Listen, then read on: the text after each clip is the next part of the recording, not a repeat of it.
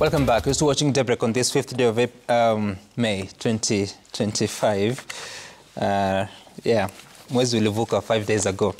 Now, in studio, I have Nelson Koech, who's the Member of Parliament for Belgut constituency, Chairman Defence Committee at the National Assembly. Good morning.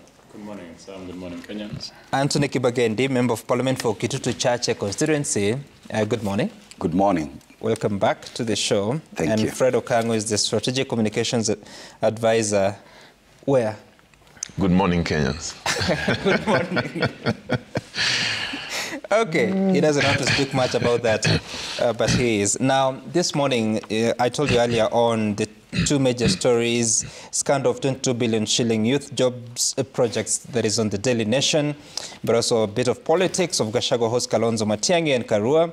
Royal comes, divisions play out in Ruto tour. Then on the front page of the Standard, you'll see a Ruto showdown, a wordplay of showdown. A message of simmering anger was relayed to President Ruto through a flying show that hit him as he addressed a crowd at his last stop on his first day visit to Migori County. The incident surprised his allies, who had mobilized intensely ahead of the visit. And you may have heard that explanation from the woman, representative of Migori, Fatma Zainab, saying that actually residents were trying to reach the president to say hi to him, but they couldn't, and telling the media they should not report that it was about a shoe being thrown at the president. Well, that's wishful thinking, because the reality has been caught on camera. We'll be looking at some of those pictures, and that forms the start of our conversation this morning of what we just witnessed yesterday. I don't know, Mheshimiwa Koech, what you make of that incident in Migori? First, Sam, allow me to start with, we've had a very eventful week, and that ended on a very sad note that we lost the Member of Parliament of Kasipul, Honorable Charles Ngondo Were. Allow me to use this opportunity to pass my condolences to his family. And that I was actually going to allow you that later on as we talk about this situation of security for the leaders in Kenya. Okay. You can carry on. So, on the question of what really happened yesterday, I did sleep a very worried person.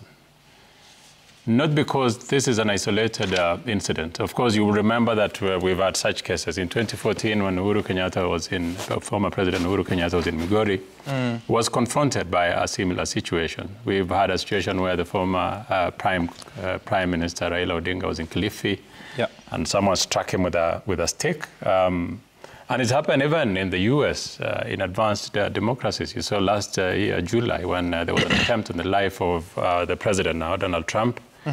And way back when there was a shoe thrown at George W. Bush.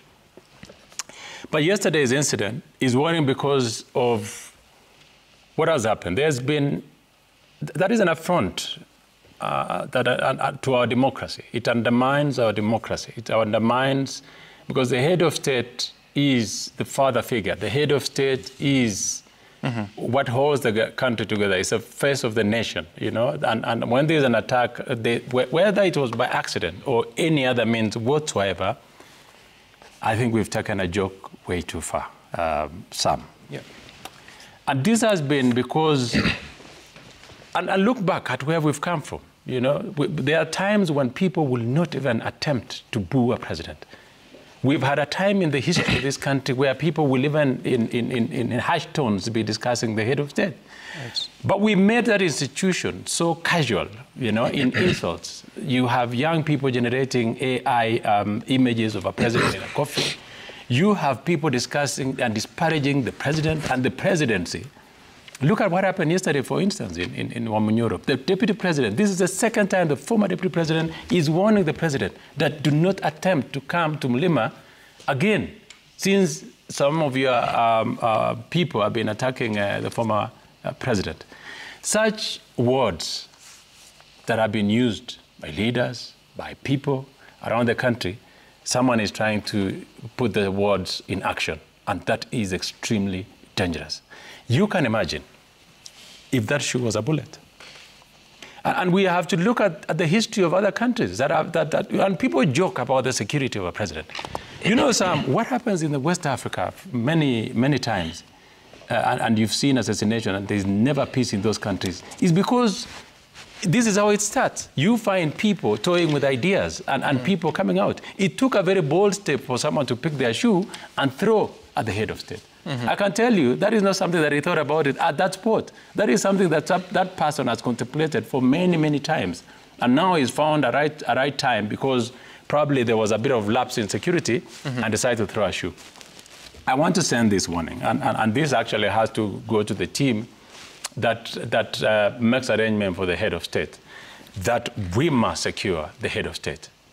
Today, Sam, and people should not imagine that William Ruto is a father. William Ruto is a husband. William Ruto has a community that he comes from. You can imagine today what probably are radio stations in the Kalenjin radio stations, even though the president is a president of a country, of where he comes from. It is easy to plunge this country into chaos by very, very silly acts like what we saw yesterday. And like I was saying, what has happened even in West African countries, and you see coups and coups, is because of situations where people do not have patience. People want power very quickly. People want to get into office. People do not respect the office of the presidency because of some leaders who've come out to use very demeaning words on the head of state. We must protect the presidency. We must protect the president because that is our democracy and that is where we are as a nation. We must all condemn what happened. It was an isolated act, but a very, very unfortunate act, and it is worrying. Okay. Mheshimiwa Kibagendi,